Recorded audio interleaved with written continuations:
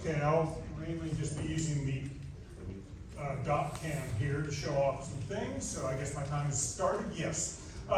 So this is about my fourth talk at a G4G. My first one was a G4G7, when I actually spoke about word squares and Scrabble words, because I'm a competitive Scrabble player. But after that, I've since then always talked about something called Go First Dice. This was a mathematical set of dice that was first suggested to me by a game designer, James Ernst, back in 2010. And he asked if I could come up with a set of dice that met the following conditions. I'll just read these aloud, and we'll demonstrate some in just a second.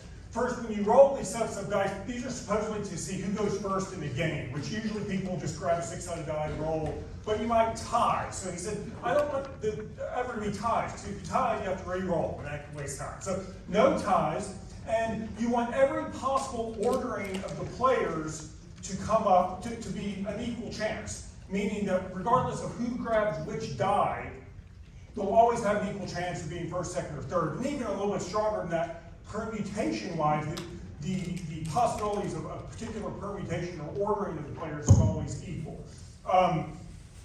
So I talked about that, and I believe it's 2012, because at that point, I'm going to give you a history. This talk today is supposed to be a history of how these dice have advanced. By that point, 2012, I had a couple examples of dice. So here is a set of 3 six-sided dice, which would be called Go First dice. Go first set. If you roll these, if all 3 of them are rolled, the chance that blue is high, or say green is high, red is middle, blue is low, that is just as likely as any other permutation that might come up. It also holds true, you can quickly argue this, if you just take any 2 and roll them off against one another, then either one of these 2 has a half chance of being the high die. Here, each one has a 1/3 chance and so forth. There's a lot of subtleties here I'm going over very quickly because I now only have 4 minutes left. So that was in 2012. Not only did we have a 5-die or a 3-die 6 set, but a friend of mine, Dr. Robert Ford, who attended the G4G a few years ago, he had also come up with a set of 4 12-sided dice that work.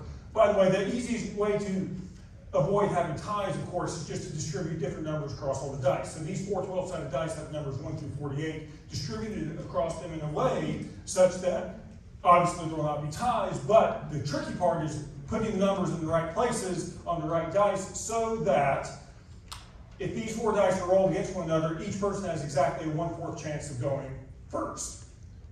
If any 3 are rolled against each other, then they have exactly a 1/3 chance of going first. If any 2 are rolled against one another, it's exactly 1/2 chance. And actually, stronger probability than that, something called permutation fairness, meaning that any of the possible 4 orderings, permutations of the orderings of players are equally likely to come up. This is non-trivial to figure out. Dr. Ford had figured this out by hand as of 2012. That was the first talk I gave. In 2018, I had advanced this in a couple ways. First, I had realized that the dice don't all have to be the same size. And here's a set of 5 dice that work. Now, this is actually an improvement over what I'd shown two years ago or whatever. In that set, the largest die had 72 faces, which this was an improvement because this is just 54 faces. Although it's not a very pretty die, it does work as a die. This one is 36 faces, this is 20, and these 2 are each 48 faces. I 3D printed these myself and made them. The different shapes, different number of faces, I kind of like, but other people would prefer all the shapes have the same, or all the dice have the same number of sides. That's a big problem. We're trying to get 5 players now. We had a 4-player set, we're trying to get 5 players. Well, some improvements have been made since then. Graham Cohen, who is in attendance here today, right over there, he recently discovered this 5-player set. 4 of them are the same size, 4 36-sided dice, and a 20-sided die. That is permutation fair, the strongest level of fairness.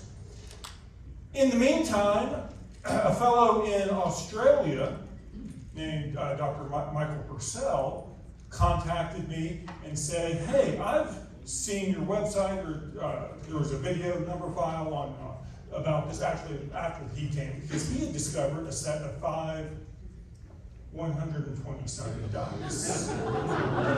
These are all the same size, same shape. So we would call these homogeneous dice. And this was the best we had for 5 players. So compare that to the 4 12-sided dice, now 5 120-sided. And then what got me to sign up and make sure I came to speak at this G4G is just a few months after that, it was discovered 5 60-sided dice. And this is the best result that has been found.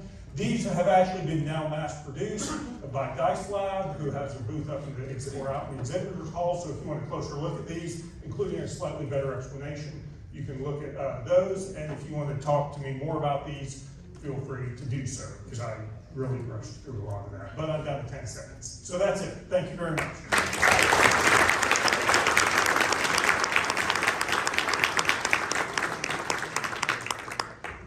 Spot on, not 1 second over.